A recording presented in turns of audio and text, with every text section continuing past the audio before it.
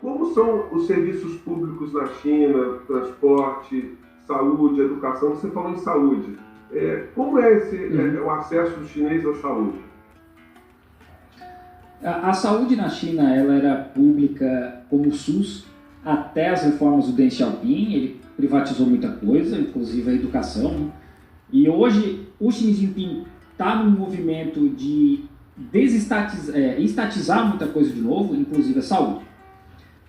A saúde na China não é 100% de graça, a saúde básica mas a saúde é muito barata. Eu fui um médico oftalmologista para pegar as medidas do olho para fazer lente. Eu falei com 2 médicos, fiz 8 exames e deu coisa de R$100. Então é muito barato. Eu fui numa dermatologista, eu saí com remédio e foi R$25.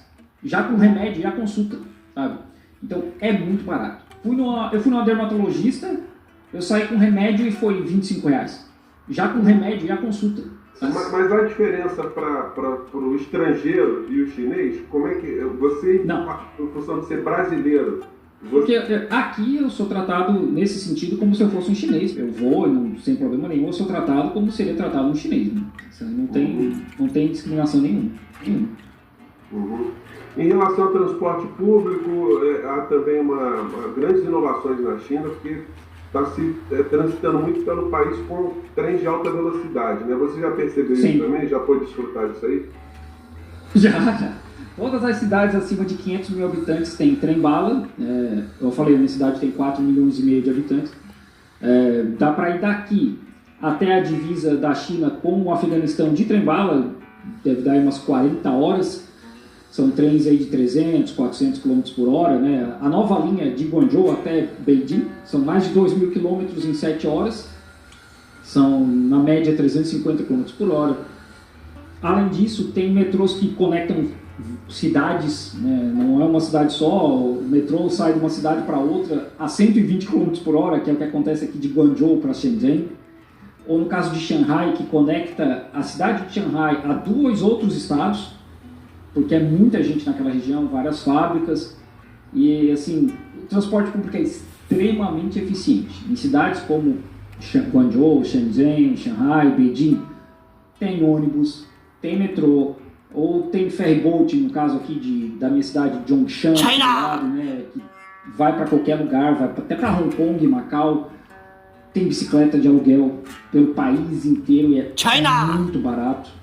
Então é muito fácil e conveniente. Não é América. E aí também tem a brasileiro burro.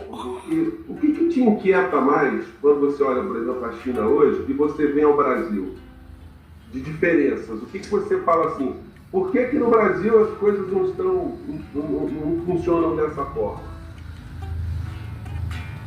Uma das coisas que me impacta muito, e não só a mim, mas todo brasileiro que mora aqui e acaba indo para o Brasil e chega, por exemplo, em São Paulo, é a pobreza, né? É a grande quantidade de morador de rua nas ruas de São Paulo que a gente não vê aqui. E não é que não existe, mas é muito pouco. Você tem uma ideia, eu moro numa cidade de 4,7 milhões de habitantes e eu não vejo morador de rua. Não tem pedinte. Eu nunca vi. Eu moro nessa cidade há 3 anos, eu ando por tudo quanto é canto da cidade. Eu nunca vi um pedinte. Eu só vi pedinte em cidades muito grandes, como por exemplo Shanghai, que tem 26 milhões de habitantes, ou Guangzhou, que tem 15 milhões. E morador de rua é muito raro. Tem, mas é raro, porque a China investe muito no combate à pobreza, né? Em 2018 eles acabaram com a pobreza extrema no país. Ainda existe pobreza, ainda é um processo, mas nesse processo eles tiraram 800 milhões de pessoas da pobreza. Então isso é algo...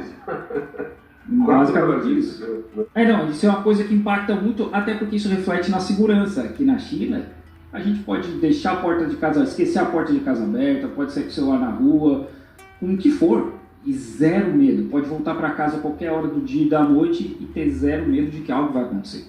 Como é que você vê essa fala aí do Guedes? Ele está falando alguma coisa ancorada em fatos? A China de Mao Tse-tung era miserável mesmo e a China é o que hoje porque os Estados Unidos estenderam a mão. Se isso resolve, eu gostaria que eles estendessem a mão para a gente aqui, porque parece que eles não estão estendendo nem o dedo mindinho, né? E o mundo inteiro começou a sair da miséria. 4 bilhões de eurasianos saíram da miséria. As vítimas do socialismo como doutrina econômica. A China de Mao Tse-tung era miserável, faminta, pobre. Os americanos estendem a mão para a China. Nação mais favorecida. Aí, galera, ele mora em Copacabana, fica andando lá. Então o chinês deve ficar muito feliz, assim, olha, puxa vida, como os americanos são bons, estenderam as mãos pra gente. China! Tem gente que vai para a palestra do Paulo Guedes e paga para escutar isso, né? Qual é a tua visão disso? Mao Tse-tung, pobreza geral e... Houve o Pablo Marçal também, Gustavo Lima. Aquele idiota da Globo lá. Sempre que a gente fala dessa questão do Mignon. Mao Zedong, é importante a gente lembrar do que eles chamam de século das humilhações. A China era a maior potência econômica ali por 1838, quando começa a Primeira Guerra do Ópio, era responsável por 30% do PIB mundial. E aí nesse processo começam várias guerras, várias invasões na China e os países colonizadores que a gente já conhece, França, Inglaterra, Rússia, Estados Unidos, começam a invadir e sugar tudo que dava da China. Já estava rolando a guerra civil entre o Partido Comunista Chinês e a Kuomintang, que teve suporte dos Estados Unidos e de conselheiros nazistas. Então, em 1949, quando acaba a Revolução, Mao Zedong declara a República Popular da China, a China era o 9º país mais pobre do mundo. Do país que 100 anos antes era 30% do PIB mundial. Então Mao Zedong pega um país destruído, né, basicamente agrário, com uma expectativa de vida de 35 anos. Quando ele morre em 76, a China já estava crescendo em média 7% por ano e a expectativa de vida era 67 anos. A população quase dobrou, de 550 milhões para 900 milhões de pessoas. Então é muito fácil falar, olha, durante a época do Mao Zedong a China era um país extremamente pobre, porque esses países destruíram a China nesse processo.